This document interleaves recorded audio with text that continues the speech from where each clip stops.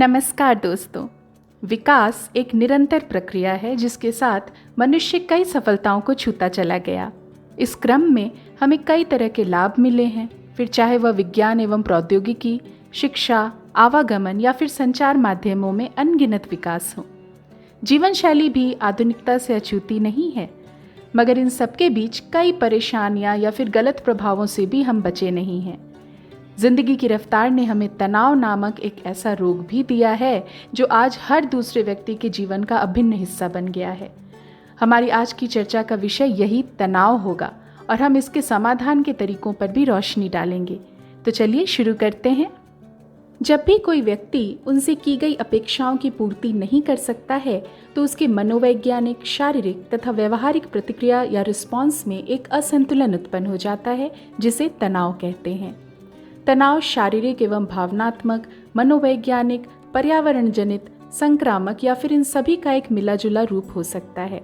साधारणतः यह शुरुआत में तो बहुत ही सामान्य समझे जाने वाले लक्षणों के साथ प्रकट होता है, जो वैसे तो हानिकारक नहीं होते, परंतु समय के साथ ना ध्यान देने पर यह बहुत ही गंभीर समस्या जैसे कि हाइपोएड्रेनिया के रूप में उभर सकते हैं। इसके स्वाभाविक लक्षणों में आते हैं बहुत जल्द थक जाना, जिसमें किसी तरह की मेडिकल इमरजेंसी की ज़रूरत नहीं लगती, लेकिन कभी कभी यह सामान्य जीवन में बहुत डिस्टर्बेंस क्रिएट कर देता है।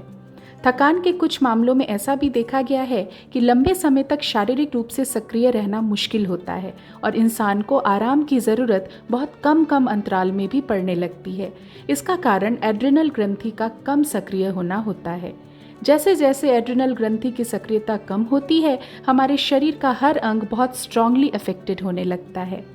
इन सभी का असर हमारे शरीर के पाचन तंत्र, प्रोटीन, कार्बोहाइड्रेट्स तथा वसा के कोशिकाओं में संचय, कार्डियोवैस्कुलर स्वास्थ्य, इलेक्ट्रोलाइट और फूड बैलेंस एवं बायोकेमिकल क्रियाओं पर भी व्यापक तौर पर पड़ता है। तनाव या स्ट्रेस की स्थिति में आपको कई सारे लक्षण देखने को मिल सकते हैं, जिनमें प्रमुख तौर पर शामिल हैं प्रातःकाल देर से जागना और फिर भी ताजगी महसूस ना करना, हर समय सुस्ती और थकान महसूस करना, छोटी से छोटी बात में बहुत अधिक परेशानी या असमंजस की स्थिति में रहना, जल्द डिप्रेशन में यानी बहुत अधिक अवसाद में चले जाना, खुश न रहना, किसी भी काम में कंसंट्रेट करने की क्षमता या फिर याददाश्त में कमी आना, बहुत जल्द क्रोध आना या फिर चिड़चिड़ापन होना, निर्णय लेने की क्षमता में कमी इत्यादि। तनाव होने के कारणों के बारे में बात की जाए तो जीवन शैली में अनियमित होना तथा अनुशासन में कमी इसके प्रमुख कारण हैं, जिनमें शामिल हैं गलत खान पान, भरपूर नींद न लेना, अपनी मानसिकता को संतुलित न रखना, किसी भी परेशानी में निर्णय लेने की क्षमता का ना होना, वर्क लाइफ बैलेंस ना रख पाना तथा हमेशा नकारात्मक रहना। अगर आप भी किसी तरह के तनाव से ग्रसित हैं तो मैं आपको कुछ ऐसे बेहतरीन टिप्स देने जा रही हूँ जिन्हें अपनाकर आप इस तनाव नाम की बला से अपने आप को हमेशा बचाकर रख सकते हैं। तनाव से मुक्ति पाने का सबसे पहला चरण है कि आप अपने तनाव को पहचानें, यानी आपको तनाव किस वजह से होता है उसकी पहचान करें। हर व्यक्ति में तनाव की वजह से अलग अलग तरीके के लक्षण या यूं कहें कि कई तरह की शारीरिक परेशानियां उत्पन्न होने लगती हैं, जिन्हें स्ट्रेस सिग्नल बोलते हैं, जैसे कि चिंता, सर दर्द होना, चिड़चिड़ापन इत्यादि। तनाव के कारण और उससे उत्पन्न लक्षणों को पहचानने के बाद अगला कदम है इसके समाधान की तलाश। यहाँ यह बेहद ज़रूरी है कि आप किसी भी तरह के तनाव के निवारण के लिए कोई भी गलत कदम जैसे कि नशा आदि की तरफ बिल्कुल ना जाएं, क्योंकि यह आपको थोड़ी देर के लिए तनाव मुक्ति का एहसास तो करा सकता है, परंतु तनाव मुक्त बिल्कुल नहीं करता। इसका इस्तेमाल आपको कभी ना छूटने वाली एक ऐसी आदत की तरफ ले जाएगा जो आपको कई तरह के गंभीर और खतरनाक परिणाम दे सकता है। अब आइए बात करें स्ट्रेस यानी तनाव को कम करने के कुछ सही और असरदार तरीकों की, जिनके नियमित अभ्यास से आप तनाव मुक्त हो सकते हैं। इनमें 3 प्रमुख तरीके हैं। पहला है एकाग्रता या ध्यान। दोस्तों, तनाव का सबसे पहला असर होता है हमारे विचारों पर, जिनमें नकारात्मक तथा निराशावादी सोच हावी होने लगती है। इसके लिए आप अपनी दिनचर्या में ध्यान यानी मेडिटेशन को जगह दें। इस प्रक्रिया में आप शांत होकर ध्यान की मुद्रा में बैठकर अपनी आंखें बंद कर लें और अपनी सांस लेने और छोड़ने की गति पर ध्यान दें। कुछ देर बाद आपका सारा ध्यान आपकी श्वास क्रिया पर केंद्रित हो जाएगा, जिससे आपका चित्त और आपकी मानसिक स्थिति का संतुलन फिर से कायम हो जाएगा। यह क्रिया आप कम से कम 5 से 15 मिनट तक रोजाना कर सकते हैं। इससे प्राकृतिक रूप से आपके विचार आशावादी एवं सकारात्मक होंगे तथा आप मानसिक तौर पर ज्यादा मजबूत रूप से किसी भी विपरीत परिस्थिति से निपटने में कामयाब होंगे।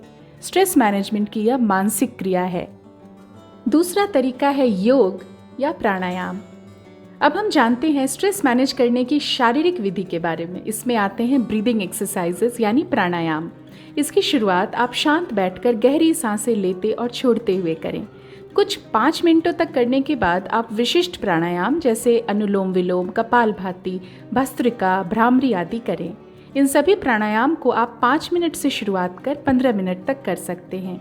इन सभी क्रियाओं से आपके शरीर में रक्त एवं वायु यानी ऑक्सीजन का संचार सही होता है, जिससे आपके नर्व्स रिलैक्स्ड होते हैं तथा आप शारीरिक तथा मानसिक रूप से शांत होते हैं। दोस्तों, तनाव से निपटने के लिए आपको अपनी जीवन शैली पर भी ध्यान देना होगा और किसी भी नकारात्मक या हानिकारक दिनचर्या को सही करना होगा। इसमें शामिल हैं आपके सोने एवं जागने का सही समय आप तय करें और करीब 6 से 8 घंटों की भरपूर नींद लें।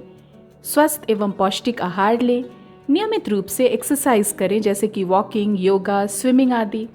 दिन में अपने द्वारा किए जाने वाले सभी कार्यों के लिए एक समय सीमा निर्धारित करें यानी एक रूटीन फॉलो करें।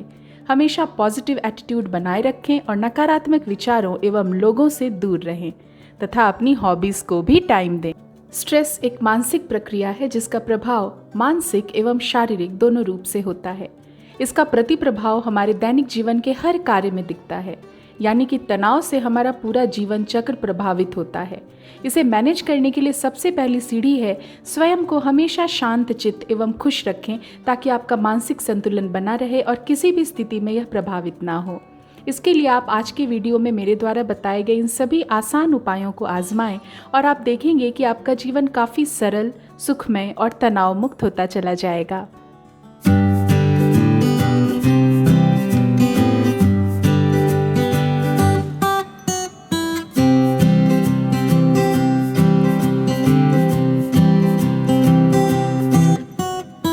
मेरे प्यारे दोस्तों, यदि आपको हमारा ये व्लॉग पसंद आया हो और दी गई जानकारी से आप लाभान्वित हुए हैं तो आप इसे सब्सक्राइब करें, लाइक करें तथा शेयर ज़रूर करें। अगले व्लॉग में आप सभी से फिर एक नए टॉपिक के साथ मुलाकात होगी। तब तक के लिए स्वस्थ रहें और मुस्कुराते रहें। धन्यवाद।